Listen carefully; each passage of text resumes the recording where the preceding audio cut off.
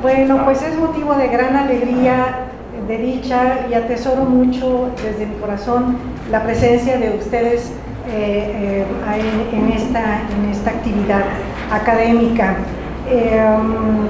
Tengo el gusto aquí de que me acompañen dos muy queridos amigos, generosos maestros de la vida y la academia. Nelly Sigó todavía no llega, no sabemos qué pasa, pero ya tenemos aquí a nuestro estimado doctor Juan Pedro Viqueira, y quienes ustedes saben pues son reconocidos expertos de la historia social, el patrimonio, el arte, la cultura virreinal, novohispana, iberoamericana, pero también y de manera particular sobre Chiapas. Ambos pues tienen un amplísimo currículum y no les voy a ocupar el tiempo no destinado. Para mí será pues una gran dicha escucharlos, escuchar sus comentarios a este trabajo editado por el CIALC. Bien, pues yo creo que empezamos. Por favor, Juan Pedro, tiene la palabra. Gracias. Perfecto.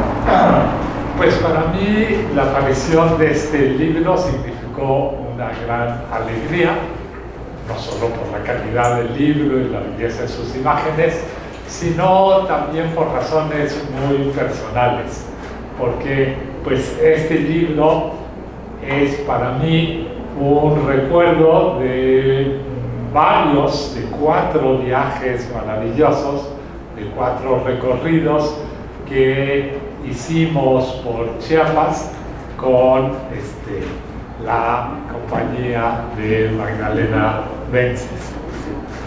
La historia empezó en 2011. Yo durante 2 décadas recorrí sistemáticamente el territorio de lo que fue la provincia de Chiapas para mi tesis doctoral sobre geografía histórica de Chiapas. Esos recorridos los hice con mi esposa, Graciela Alcalá, y a veces con el arqueólogo Tomás Lee. Ya una vez que pues conocía bien todo el territorio de la antigua alcaldía mayor de Chiapas, y que había descubierto pues no solo paisajes maravillosos, sino muchas iglesias coloniales muy hermosas, algunas que estaban todavía en uso, pero muchas ya abandonadas, a veces porque el pueblo había desaparecido. Pues pensé que tenía que compartir con otras personas ese conocimiento in situ. Entonces, ese año de 2011 organicé con varios amigos, colegas, estudiantes, un recorrido por lo que fue el Camino Real de Chiapas. Y a ese recorrido invité a la doctora Nelly Sigó, que se apuntó feliz de la vida, no se arrepintió un poco, pero me dijo, bueno, y podrá venir conmigo una amiga, Magdalena Vences. Dije, bueno, pues sí, todavía hay lugar en la Surban que vamos a utilizar, entonces no hay ningún problema. Entonces, ahí vino Magdalena, ahí la conocí, ahí empezamos a congeniar, y aunque Nelly renegó mucho del viaje, dijo que la citadina y las metía por unos sitios intransitables, en cambio Magdalena aguantó todas las dificultades del viaje, y al año siguiente, que volví a organizar otro con mis estudiantes del Colegio de México, en el 2012, por lo que se llamó el Camino de los Sendales. Era un poco especial ese viaje porque pues se cumplían los 300 años de la gran rebelión que hubo en esa región, una de las rebeliones indias más grandes que se han producido en los reinos americanos del Imperio Español, al extremo que los indios rebeldes estuvieron a punto de tomar Ciudad Real, lo que ahora es San Cristóbal de las Casas. Y para ese viaje, Magdalena se apuntó evidentemente, ¿sí? Y también se apuntaron dos chicos celtales de Cancuc, que fue el centro de la rebelión de 1712, justamente porque ellos con los principales de su pueblo estaban organizando una conmemoración por los 300 años de la rebelión. Entonces les pareció muy interesante acompañarnos en el viaje porque el camino de los sendales fue realmente el eje de la rebelión. Y a mí me pareció que era una gran idea que nos acompañaran porque esta región es seguramente la región más indígena de todo México. Estamos hablando de municipios donde prácticamente el 100% de las personas hablan sobre todo celtal, en algunos pueblos tzotzil o chol, ¿sí? Y dije, pues sí, estará muy bien disponer de dos personas que sepan hablar celtal por si tenemos algún problema, ¿sí? Pero en realidad no tuvimos ningún problema en los pueblos de lengua celtal. El único problema que tuvimos fue en Los Moyos, que aparece también en este libro, ¿sí? Que es un pueblo en donde pues, el tzotzil ya se perdió por completo, donde yo había ido varias veces a ver la iglesia en ruinas sin ningún problema, pero ese día nos recibieron en mal plan, ¿sí? Habían estado escribiendo al gobierno de Chiapas para ver si restauraban la magnífica iglesia ya en ruinas, ¿sí? Y el gobierno de Chiapas no les hacía ningún caso, entonces habían decidido que ya no iban a dejar a nadie, ¿sí? Visitar esa iglesia, ¿sí? La habían cercado con malla ciclónica, no se podía pasar, entonces hubo todo un intercambio para intentar convencernos de que nos dejaran pasar, ¿sí?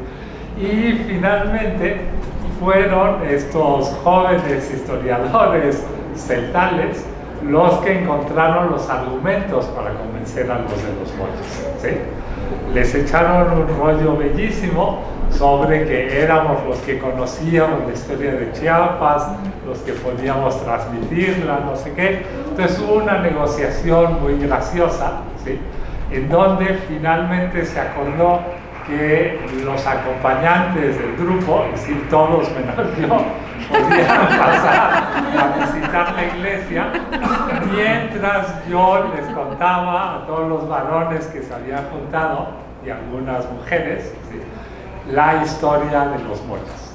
Entonces, afortunadamente me la sabía bastante bien, porque no había preparado nada, y entonces, mientras yo les desglosaba la historia antigua de su pueblo, pues los demás visitaron muy a gusto la iglesia de Los Moyos, ¿sí? Repetimos un viaje en 2015, también con mis estudiantes del Colegio en México, y finalmente un último en 2016 por la provincia de Los Zoques y la guardería de Huitziupan.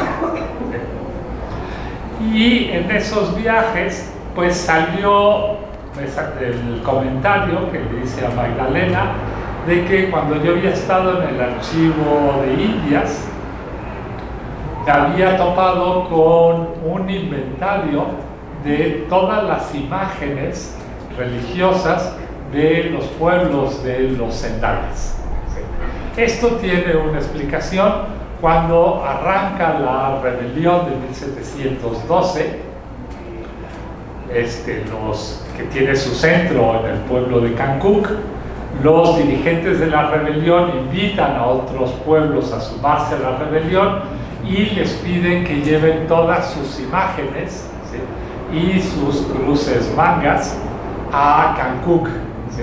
Entonces, cuando los españoles reprimen la rebelión y entran en Cancuc, pues se encuentran con cientos de imágenes que se llevan a Ciudad Real, lo que ahora es San Cristóbal de las Casas, ¿sí? Y ya cuando está totalmente pacificada la región, pues le dicen a los pueblos que pasen a recoger sus imágenes. Y cada vez que llega un pueblo a recoger sus imágenes, levantan el inventario de lo que se lleva.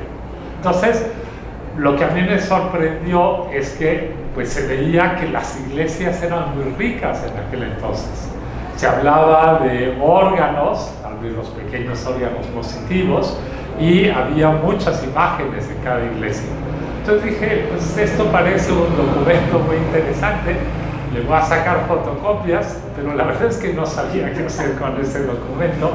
Estuvo empolvándose en mi archivero durante años, hasta que un día se lo comenté a Magdalena y dijo, a mí sí me interesa, yo sí tengo ideas de qué se puede hacer con eso, ¿sí? Y entonces, pues se lo pasé, y luego Magdalena tuvo el gran acierto de decir, tienen que existir otros inventarios. Cuando un pueblo cambia de párroco, el párroco tiene que hacer una entrega y tiene que haber un inventario de lo que recibe el nuevo párroco. Entonces se puso a buscar esos inventarios en el archivo histórico diocesano de San Cristóbal de las Casas y efectivamente encontró muchísimos de esos inventarios. Entonces tuvo la idea genial, y eso yo creo que es una de las grandes novedades y méritos de este libro, ¿sí?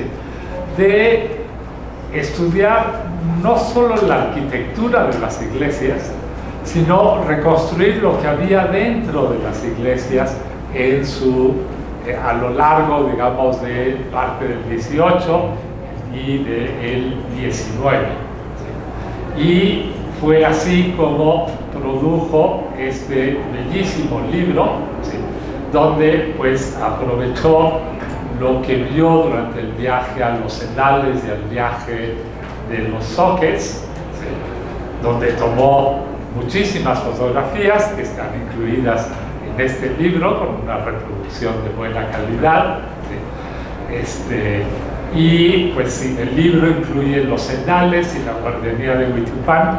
No sé si algún día se anima a hacer algo sobre los Zoques, que también visitamos, la provincia de los Zoques, pero bueno, ya tenemos para estas dos provincias muy importantes en la historia de Chiapas esta reconstrucción de alguna manera integral de sus iglesias. Este libro es ciertamente un libro de historia del arte, pero se puede leer también como una historia de la iglesia en Chiapas, ¿sí?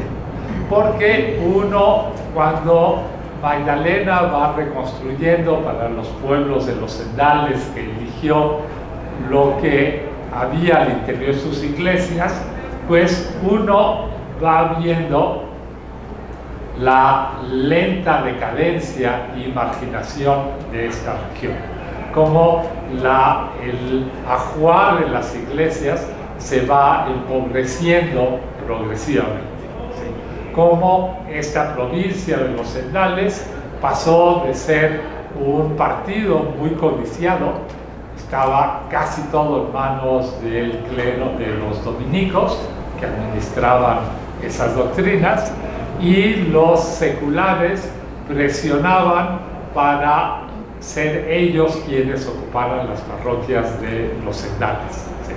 Pero después de la rebelión de 1712, que fue una rebelión muy dura y seguida de una represión muy violenta, como que los seculares perdieron todo interés en esas parroquias. Dijeron, estas parroquias están pobladas de indios salvajes, mejor no nos metemos ahí, ¿sí? Y entonces dejaron de presionar para que se secularizaran esas parroquias, al extremo que la parroquia de Cancuc, el centro de la rebelión, pues solo se secularizó en 1859, cuando fue la expulsión de las órdenes religiosas de México, ¿sí? Entonces, de alguna manera, leyendo este libro, uno va viendo esa decadencia de la provincia de los Endales. ¿Sí?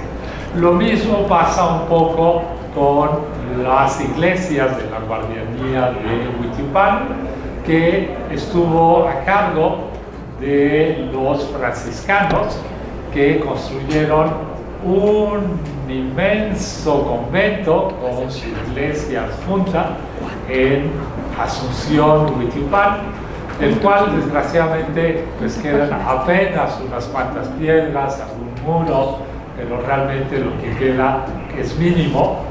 Y también pues fue una región que fue la principal guardianía de los franciscanos. Se ve que llegó a ser una guardianía muy próspera, ¿sí? Que también sufrió una crisis demográfica muy fuerte a mediados del siglo XIX por las epidemias de cólera, ¿sí? Que afectaron mucho a la región, a tal extremo que hay varios pueblos que desaparecieron, o el mismo Asunción, Huitilupán, se desplazó poquito, pero se desplazó un par de kilómetros para asentarse en otro sitio y construir una nueva iglesia, ¿sí? Y esa crisis demográfica, ¿sí?, permitió a que muchos comerciantes mestizos aprovecharan la coyuntura para hacerse de tierras en esa zona que tiene pues tierras de muy buena calidad. Y entonces se convirtió en una región de latifundios que solamente van a empezar a desaparecer en la década de 1970, y el último latifundio que existía pues lo invadieron los zapatistas en 1994. Pero ya todas las otras fincas habían sido repartidas previamente. Lo otro que aparece también en el libro de Magdalena, ¿sí?, es la tragedia de lo que se llamó los quemasantos durante el gobierno de Grajales en Chiapas en los años de 1930, donde adoptó una política anticlerical terrible, y entonces empezaba a mandar a sus seguidores a los pueblos de Chiapas a quemar los santos de las iglesias.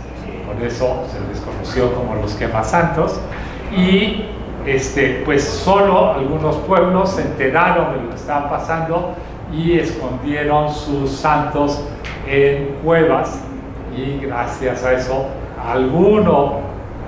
pocos, pero algún pueblo conserva todavía una muy hermosa colección de santos, de imágenes, que Magdalena logró convencerlos de que le sacara fotografías, porque estaban bastante renuentes, pero Magdalena lo logró, ¿sí?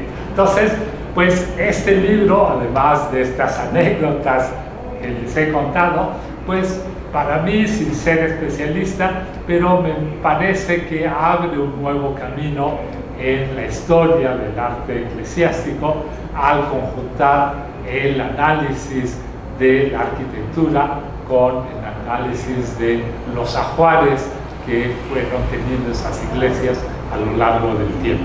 Muchas gracias.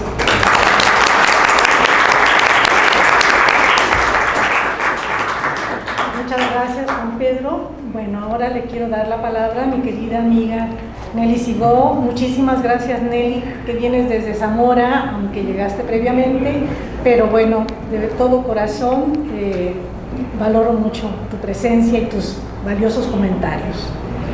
Bueno, hablar de buenas tardes a todos. Me disculpo por llegar tarde, pero las escaleras son una pequeña trampa para mí en este momento. Vengo más despacio de lo que normalmente podría haber hecho. Hablar de estos temas, después de la magnífica intervención del doctor Juan Pedro Viqueira, es realmente un desafío, porque con un conocedor profundo de los temas, de estos temas, un chapanólogo, como él es, como se llama, es casi más que un desafío, un atrevimiento. Pero bueno, tengo que decir que es un verdadero placer presentar este nuevo libro de Magdalena Vences Vidal, Recintos y Ajuar Eclesiástico entre Chiapas y Guatemala, publicado en 1993 por el Centro de Investigaciones sobre América Latina y el Caribe de nuestra UNAM. ¿Cómo? 2023. ¿Qué dije? 1900. ¡Ay, Dios mío! Perdón. 2023, perdón. Fue un lapsus porque está escrito 2023. Un nuevo libro en la ya extensa producción de la doctora Vences, distinguida investigadora de este centro. Por lo tanto, doy inicio a esta breve presentación con una más que merecida felicitación por este libro, por la calidad del mismo, que además tiene una edición muy esmerada, lo cual en este momento produce mucha envidia, sobre todo cuando reproducimos fotografías que no siempre tienen la atención que se merecen. Con la experta conducción del doctor Juan Pedro Viqueira, Magdalena inició, como nos acaba de contar, este proceso de reconocimiento físico de los pueblos de la provincia de Los Cendales y la Guardianía de Huitupán, ambos inmersos en el macizo central de Chiapas. De la inmensidad del territorio dan cuenta los mapas, muy necesarios, especialmente para aquellos que no conocemos a profundidad la región, que acompañan esta publicación y que nos ayudan a ubicar en el espacio los templos que aquí se estudian. Como dice la autora, una historia de fragmentos que intenta reconstruir con la mirada puesta sobre los restos arquitectónicos y documentos del Archivo Histórico Diocesano de San Cristóbal de las Casas. Y viene a cuento en este momento recordar la diferencia entre ver y mirar. Mientras el primero, ver, alude a una determinada capacidad visual, mirar refiere a un acto consciente y deliberado. A partir de esa mirada, Magdalena Vences va recorriendo un proceso que comenzó, como ya he dicho, con el recorrido físico de los pueblos, organizado en varias visitas, la toma de fotografías de paisajes, restos y objetos litúrgicos para recaer luego en los documentos. Esa mirada cargada de intención trató de reconstruir con bastante éxito algo del pasado de esos pueblos que levantaron en distintos momentos de su historia magníficas construcciones que hoy son ruinas ilustres, pero también humildes templos de bajareque y techos de paja. Mediante el ejercicio de la mirada consciente, logra que algunos de estos restos cobren sentido, como parte de una realidad fragmentada de manera irremediable. Entre estos restos creció la maleza que se enreda de manera caprichosa por muros y ventanas, entretejiendo su materia con la argamasa y las piedras. En otros casos, las construcciones corrieron con mayor fortuna y hasta lograron conservar unos fantásticos muros con esgrafiados de gran calidad y valor estético que solamente hacen soñar con la forma en que pudieron verse esos paramentos recubiertos de las formas geométricas en volúmenes suaves y ondeantes, como en Cancuc y Sibacá. Las similitudes formales hacen suponer, como alguna vez hizo George Hubler con las coincidencias que encontró entre San Francisco de Uruapan y Santiago Angahuan en Michoacán, que quizá fueron equipos de artesanos que iban resolviendo las necesidades de los templos y creando al mismo tiempo un sistema de imágenes que identificarían una región. Esa identidad regional hoy está fracturada y solo un enorme esfuerzo de equipos de investigadores y conservadores podrían sacarla del silencio. Entre la historia de los templos y los pueblos están los distintos grupos que los habitaron, que les dieron sentido y razón. Poblaciones que aumentan y decrecen a golpes de hambrunas causadas por plagas, epidemias, sarampión, cólera, viruela y otras enfermedades. Es casi imposible, igual que ahora, no ha cambiado nada. Es casi imposible considerar que pueblos tan golpeados como siguen ahora, estuvieran en condiciones de mejorar los templos, poner las puertas o las ventanas o mejorar los techos, observaciones que se hacen en las visitas. No quiero dejar de señalar la manera espléndida en que son utilizadas las informaciones que se desprenden de estas visitas, así como los informes que levantan los curas y los inventarios. Miren, yo doy clases en el seminario mayor de Jacona, en Michoacán, y mi materia, que es Historia del Arte Sacro, consiste en enseñarles a los jóvenes a levantar inventarios, a los jóvenes seminaristas que después van a ser sacerdotes. ¿Por qué? Porque hace 2 años se nos incendió el templo de Nurío y no había un mugre inventario levantado en toda, ni en la diócesis, ni en el INA Morelia, ni en el INA Michoacán. Las únicas fotografías e inventarios que existían es la que su servidora con su equipo de investigación teníamos disponibles, que pusimos a disposición del INA. Entonces, ¿qué les enseño a los jóvenes que pretenden ser sacerdotes algún día? Que lo primero que tienen que hacer llegando a su iglesia es levantar un inventario. Les enseño a hacer un croquis sencillo, una planta de su iglesia, a poner en cada lugar a donde está la imagen que hay, a hacer una fotografía y una breve descripción, a tomar medidas de manera muy sencilla, con las manos extendidas, con los brazos, ¿sí? Pero que tomen medidas, y hacer someramente un inventario que les permita decir aquí hubo algo. Durante muchos años catalogué para la Dirección de Monumentos Artísticos de Patrimonio Federal y me consta que llegaba la gente de pronto a denunciar que faltaba un santo. ¿Y cómo era el santo? No, pues se lo robaron. Pues sí, pero ¿cómo era? Y era así. ¿Y qué más tenía? ¿No?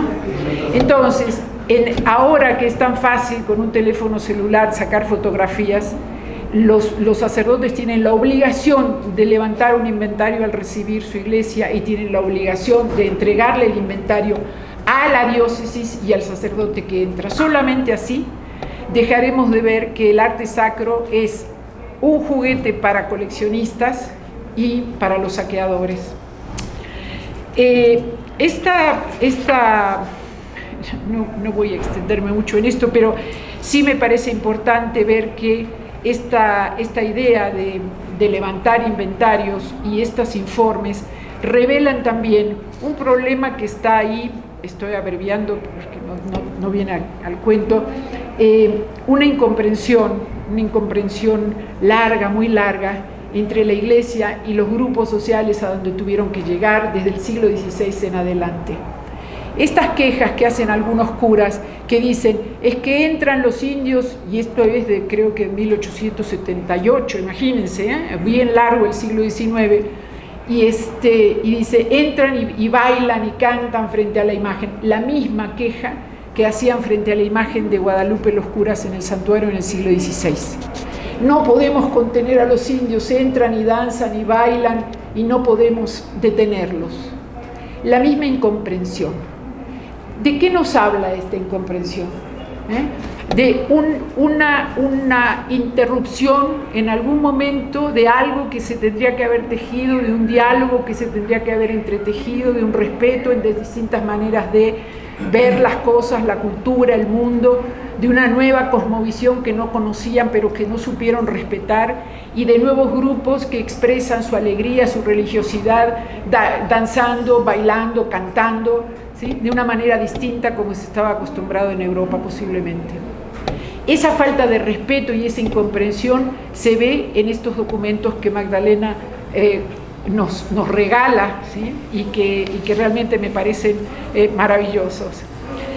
Especialmente interesante es destacar algunas imágenes como las que señalaba Juan Pedro. Hay una de ellas, la Virgen del Rosario de Cancuc, que aparece como restaurada en 2020, sin duda una pieza de enorme calidad.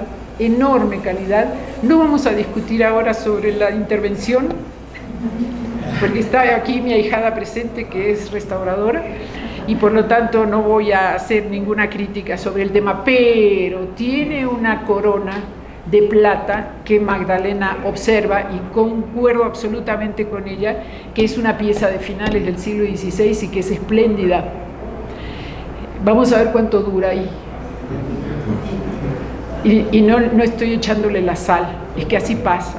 Vuelve uno a los 2 años y la pieza ya no está. Bueno, esto ya se los comentaba, que la tensión de 3 siglos entre la Iglesia y los pueblos terminó en la destrucción de un maravilloso capital visual que formaba el patrimonio de nuestros pueblos. El libro de Magdalena Vences que hoy presentamos es un esfuerzo por rescatar parte de esa memoria, pero también es una poderosa voz de alerta. Nuestro patrimonio cultural no se defiende solo, y como el agua, corre el riesgo de agotarse si no recibe la atención adecuada. Ojalá sepamos escuchar. Muchas gracias.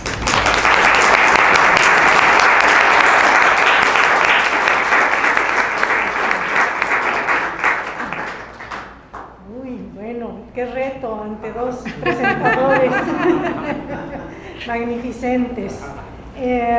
Me permito, para no leer un poquito, bueno, agradezco inmensamente a los 2 por su cálida compañía, por concederle justamente la mirada experta a este esforzado volumen. Vaya que fue muy esforzado.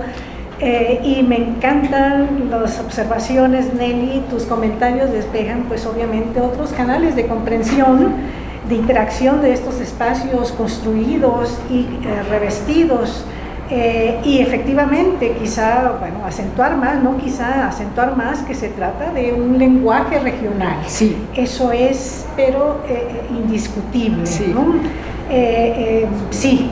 Le arrancamos la voz a los repositorios documentales.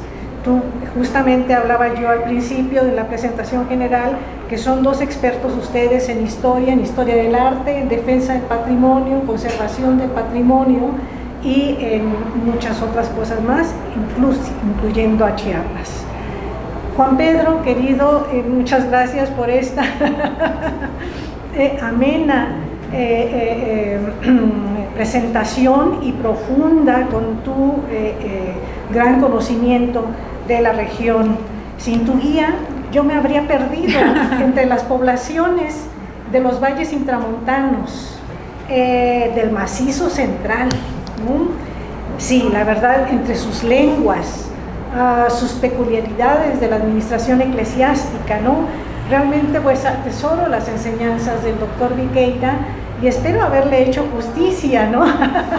Como alumna pues insólita, y me autodenomino alumna, porque ante tales maestros no termino yo de tener esta relación en mi trayecto académico, en mi trayecto temporal. Sigue uno aprendiendo de todos, Lo importante es justamente acarrear pues estas enseñanzas. Entonces me costó, sobre todo porque me costó mucho hacer una inmersión, salir para respirar y de nueva cuenta tratar de entender esa complejidad humana, material, esos sistemas de creencias de Chiapas, Guatemala, y de la fuerza con que palpitan en la actualidad, ¿no? Y de ver estos grandes contrastes de pobrezas extrema, como tú bien lo señalas, Nelly, que es hoy, pero es lo mismo fue antaño. Siguen siendo una zona paradójicamente rica en recursos naturales y humanos, pero pobre, relegada, abandonada. Entonces, si no venimos los especialistas a tratar de recuperar algo desde la profundidad de los archivos y con la asesoría de los expertos, pues no vamos a llegar a ningún lado. No puedo decir más que esto por ahora. Quiero agradecer de manera muy especial a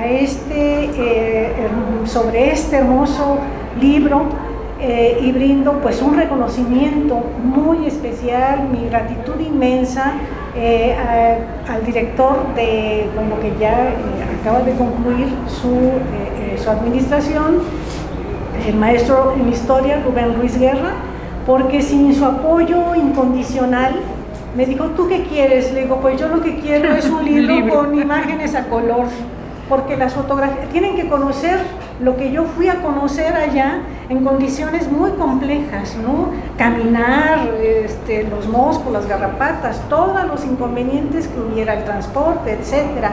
Entonces, realmente me respondió en ese sentido. Y por supuesto recayó el trabajo esmerado, como bien lo señalaste, y yo también es uno de los adjetivos que aquí coloco, el esmero, la responsabilidad, el gran cariño con que los miembros del Departamento de Publicaciones del CIAL participaron de manera individual y colectiva en esta propositiva y además con propuestas en este empeño editorial. A mis muy estimadas y queridas Beatriz, y las menciono en el orden de aparición en los procesos del libro, Beatriz, Michelle, Irma, Nicole y Leticia Juárez Lorencilla, que es la jefa de publicaciones, a quien además se encargó de hacerle una lectura total, completa, y todavía me dijo, mira Male, ¿qué te parece que esto y el otro? Aquí le ponemos este detallito o este no. Total, que con esta observación final que hago, si algo hay mal en el libro, pues Leticia es la responsable. Es una broma, pero no quiero opacar realmente el gran trabajo que hubo y de comunicación entre todos los que participamos en este libro. Pues mis puntuales agradecimientos, mi cariño de verlos aquí reunidos. Muchas gracias familia, muchas gracias amigos, académicos, colegas. Óscar Macín, estás aquí, te hacía en Viena en algún otro Llegó y aterricé a la 1 de la mañana, estoy en calidad de culto, pero no quise dejarlo venir. Muchísimas gracias. Ya sabemos que la próxima presentación va a estar a cargo de los comentarios de Óscar, porque tuvimos que hacer un tiquismiquis, ¿verdad? Pero bueno. Además me consta que todo esto empezó para ti con un paseo que hicieron ustedes una Semana Santa de hace, no sé, 7 años. 2011. 2011. El 11, el 12, el 15 2011. y el 16. Para identificar los pueblos perdidos. Bueno, ya como llegué tarde me hago responsable de, si repito, pero no sé si dijiste eso, Juan Pedro me invitó y yo le dije que mejor llevábamos a alguien que sí sabía de dominicos y que había estudiado durante muchos años a la orden y que por lo tanto la iba a poder identificar y mucho mejor que yo. Así empezó esta historia. De un viaje demasiado fuerte para mí, sí. Todo esto Male lo va contando en el libro y seguramente si lo leen les va a dar mucho gusto, porque dice, pasamos por tal camino, un camino difícil, con muchos problemas, una ladera muy profunda, un esto, un aquello, tuvimos que atravesar el río. Y va contando y se va uno imaginando. En la primera parte en la que yo participé, que nos pasamos un río caminando, ¿te acuerdas? Bueno, realmente demasiado para mí. Yo soy una historiadora más urbana. Hay que dejar a los aventureros este tipo de cosas, pero el resultado pues está a la vista. Yo solamente hice lo que hacemos a veces las personas, que es unir a la gente, ¿no? Que es una buena cosa. Así es. Sí, dormir en el piso, por ejemplo. No. Paso. Bueno, en fin, pues los invitamos a que conozcan un poco más al respecto. Por ahí Fomento Editorial lo tiene en venta. Pero antes me gustaría, si alguien quiere participar con algún comentario, una pregunta. Bueno, ¿qué puedo decir? Y es que este libro iba a estar muy ricamente complementado con unas tablas muy largas. Se anuncian en una nota a pie de página, pero no están. No quise mencionarlo para no aguar la fiesta. Evidentemente, bueno, hubieran hecho del libro algo bastante más extenso, y bueno, se tuvieron que eliminar. Sí, quitar.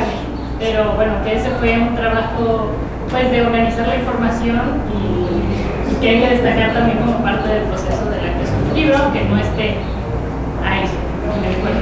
Y que suena muy interesante cuando se ve la referencia a esas tablas, ¿no? Dices, porque ahí está toda la información de los inventarios, uno por uno, todo lo que se fue localizando, qué había, dónde... sí, pero los libros académicos están pasando por una crisis espantosa. Date de Santos, que se publicó y con fotos. Ahora en la sala de al lado vamos a presentar un libro publicado por algunos de nosotros que participamos, donde nos trataron las imágenes en blanco y negro, las chorrearon en blanco y negro con unos grises que dan pena. Estamos pasando por una crisis muy muy grave, todas las instituciones académicas, todo lo que tiene que ver con la cultura en el país está en crisis, como muchas otras cosas del país que se está haciendo pedazos, pero bueno, dejémoslo así. Yo quisiera...